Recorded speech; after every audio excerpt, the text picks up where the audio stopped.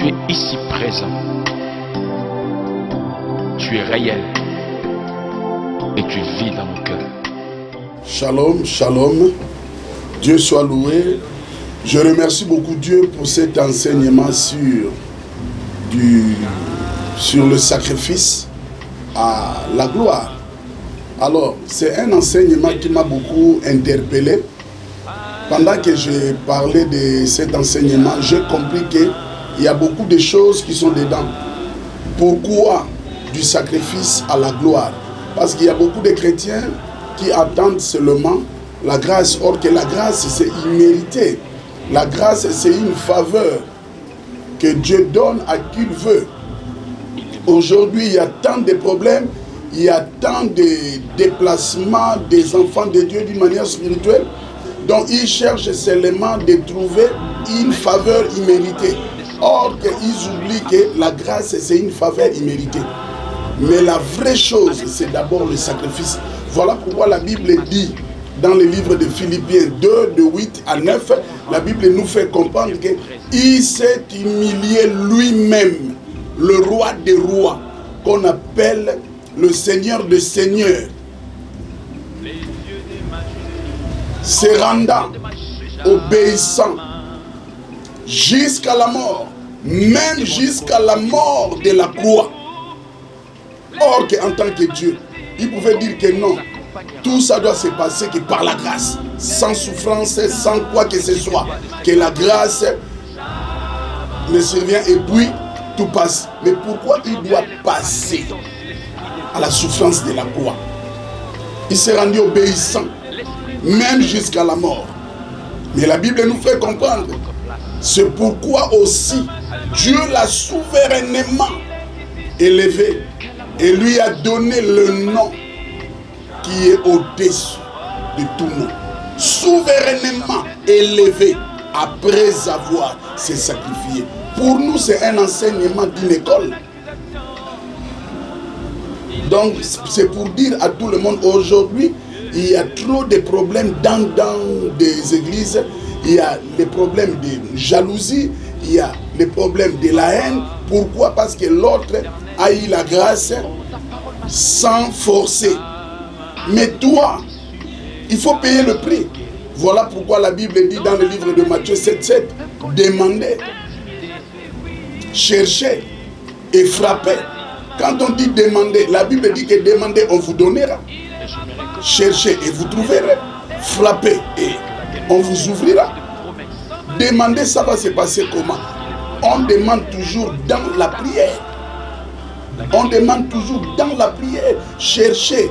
Il faut chercher par tous les moyens. Qu'est-ce que je dois faire? On cherche dans des dîmes, dans des offrandes, dans des actions de grâce. Tout ça là, tu es en train de chercher comment Dieu peut me bénir. Ce sont des sacrifices. Mais il y a beaucoup de gens, dès qu'ils constatent que la dîme devient costaud, ils commencent maintenant à avoir des calculs. Est-ce que je peux donner 1 million? Est-ce que je peux donner $1000? Est-ce que je peux donner $10 000? Ils commencent à calculer. Mais ce sont des sacrifices. Le sacrifice, ça fait toujours mal. Si tu ne te sacrifies pas, et voilà pourquoi beaucoup de gens pensent que même pour entrer dans le royaume des cieux, c'est facile. C'est facile. Mais je pouvais dire à quelqu'un que l'apôtre Paul dit dans le livre de 1 Corinthiens 9, verset 27, il dit clairement que mais je traite durement mon corps et je le tiens assujetti de peur d'être moi-même rejeté après avoir prêché aux autres. Je traite mon corps durement. Pourquoi il dit comme ça là? C'est un prix qu'il est en train de payer. S'il faut qu'il mange, il va manger après. Voilà pourquoi un chrétien qui veut aller de l'avant ne prend pas l'église comme un lieu de faveur.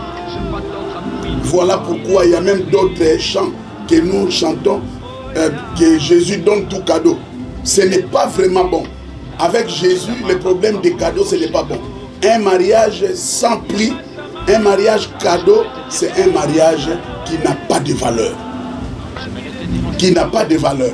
Tu n'as rien mérité. On te donne seulement cadeau. Tiens, Tu n'as pas gagné à l'école, on te donne un diplôme. Tiens, vas-y parce qu'on a eu pitié de toi. Mais ça, c'est tuer quelqu'un. Mais avec Dieu, tout ça se mérite. Tu dois mériter. Tu dois mériter. Donc voilà pourquoi c'était pour dire au peuple de Dieu, évitez que tout puisse être cadeau. Ce n'est pas bon. Si l'homme comme Zachée, il n'a pas cherché cadeau, mais il a payé un prix, le prix de la honte, le prix de l'humiliation. Ça, c'est un sacrifice. Quelqu'un qui était renommé, qu'il avait l'argent. Même si l'argent qu'il avait, c'était l'argent qu'il récupérait dans la fraude, mais il avait l'argent. Mais un jour, il va monter sur l'arbre qu'on appelle sycomore. Il a dit que non, je vais me sacrifier en m'humiliant devant cet homme. Et il a été sauvé. La femme comme Marie de Magdala, elle a accepté d'abandonner la vie de prostitution. Avec cette vie, elle faisait manger sa famille. Mais elle a dit que j'arrête ça. Programme de la semaine, mes chers bien-aimés, nous avons un travail de 3 jours, mercredi, jeudi, vendredi.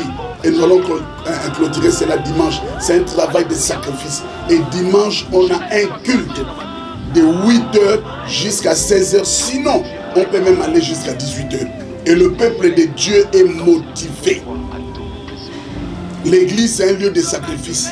Ce n'est pas un lieu de chercher une faveur imméritée. Ça, c'est lui-même Dieu qui le fait. Il fait grâce à qui il veut. Mais en nous, on doit payer un prix parce que lui-même nous a montré un exemple, un modèle à suivre. Que Dieu vous bénisse. Merci. Je suis votre humble serviteur, le prophète Richard Ntsumbu. Mais j'aurais souhaité, si vous pouvez m'appeler papa, moi ça me fait bien. Que Dieu vous bénisse. Il est présent dans ta vie. La guérison est aussi avec toi. Alléluia.